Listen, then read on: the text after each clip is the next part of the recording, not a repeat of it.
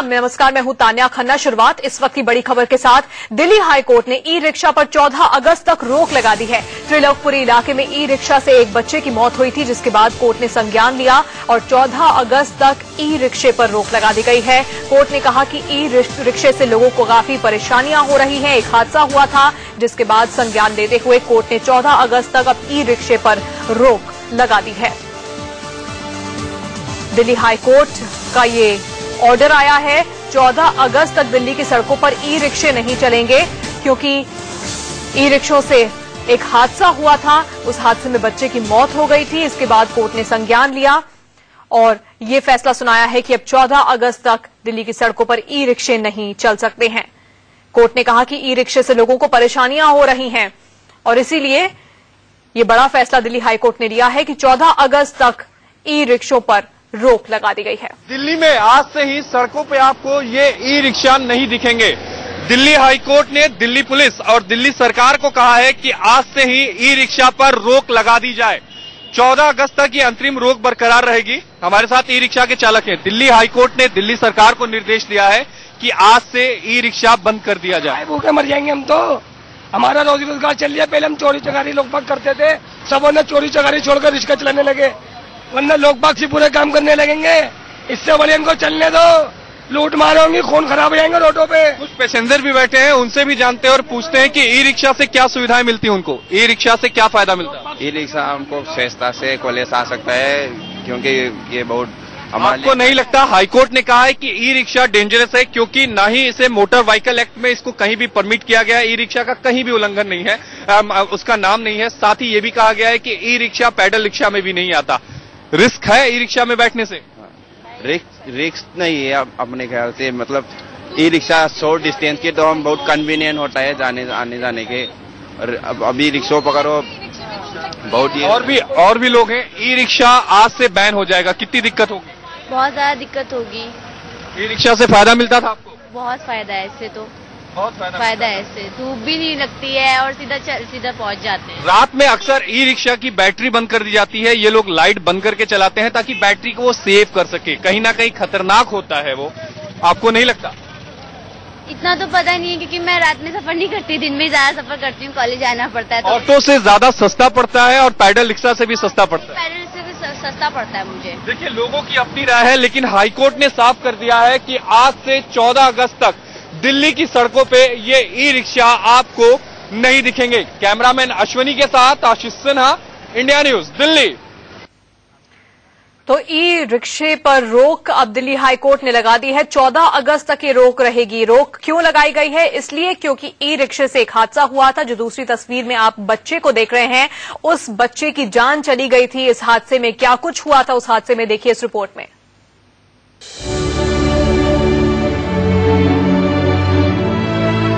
घर में मातम पसरा है, परिवार वालों का रो रो कर बुरा हाल है। मातम का यह माहौल दिल्ली के त्रिलोकपुरी में पसरा है। हुआ क्या है, जरा ये सुनिए। इस तस्वीर को देखिए। ये पिंकी है और गोद में 2.5 साल का उसका बेटा है, जो अब इस दुनिया में नहीं रहा। दरअसल मंगलवार की दोपहर पिंकी अपने लाडले को लेकर दूध लेने गई थी कि तभी पीछे से एक ई रिक्शा आया और माँ बेटे को टक्कर मार गया। पिंकी और उसके बच्चे की हालत देखने के बाद जो आसपास के लोग हैं, उन्होंने मां बच्चे को लाल बहादुर शास्त्री अस्पताल में भर्ती कराया। दोनों की हालत नाजुक देखते हुए अस्पताल प्रशासन ने दोनों ही लोगों को सफदरजंग अस्पताल शिफ्ट कर दिया। जिस जगह पर टक्कर मारी वहां एक मिठाई की दुकान थी और दुकान के ठीक सामने गर्म तेल की कढ़ाई थी। जैसे ही ई रिक्शे ने माँ बेटे को टक्कर मारी, वो दोनों इस कढ़ाई के ऊपर जा गिरे। कढ़ाई में तेल गर्म था, लिहाजा 2.5 साल का मासूम पूरी तरह झुलस गया।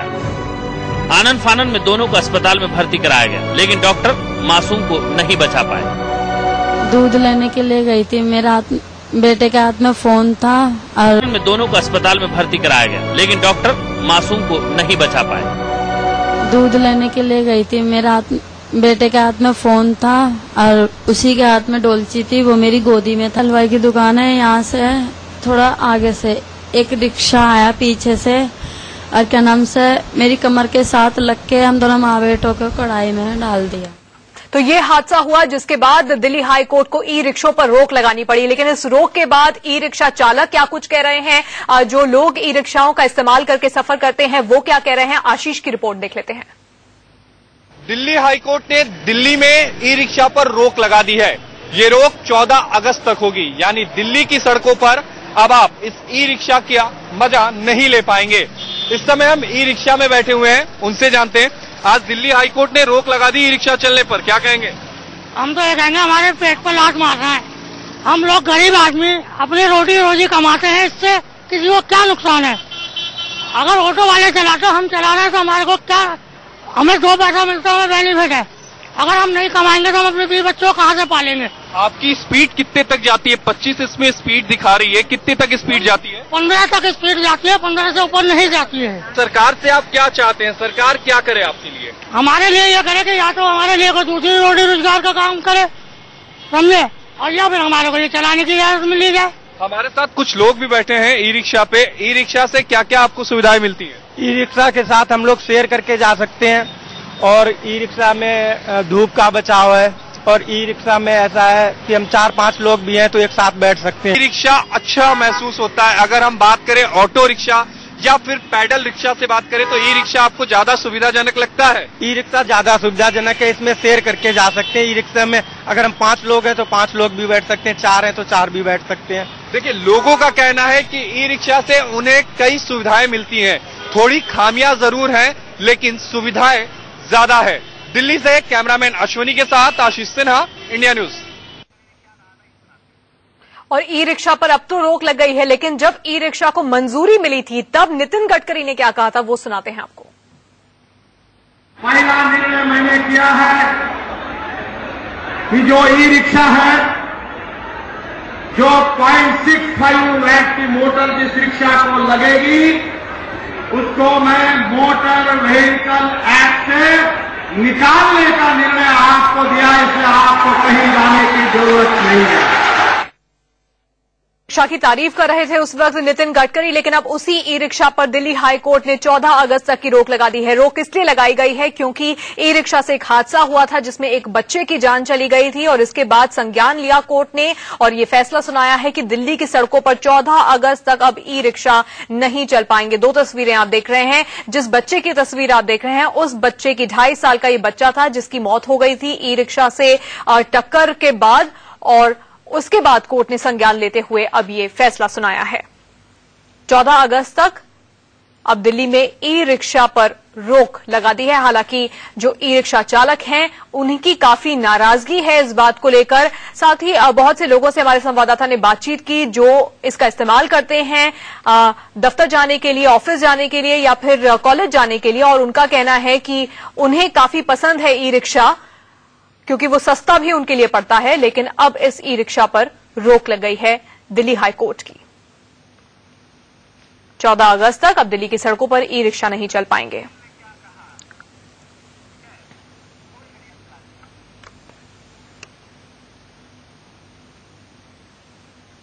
वो घटना को कॉग्निजेंस से लिया, बोला इस तरह से मौतें हो रही हैं, लिहाजा हम लोग कंसीडर ओपिनियन से ही कह रहे हैं कि इसको तत्काल सड़क पे चलना बंद कर दिया, रोक दिया जाए। अभी से ये रोक लगी है सर, कब तक ये रोक? अभी 14 तारीख तक के लिए, 14 को फिर सुनवाई होगी। छोटी छोटी डेटें हैं तो आज इनको रोक दिया, अब 14 तक तो रुकी रहेंगी, 14 को फिर सुनवाई है।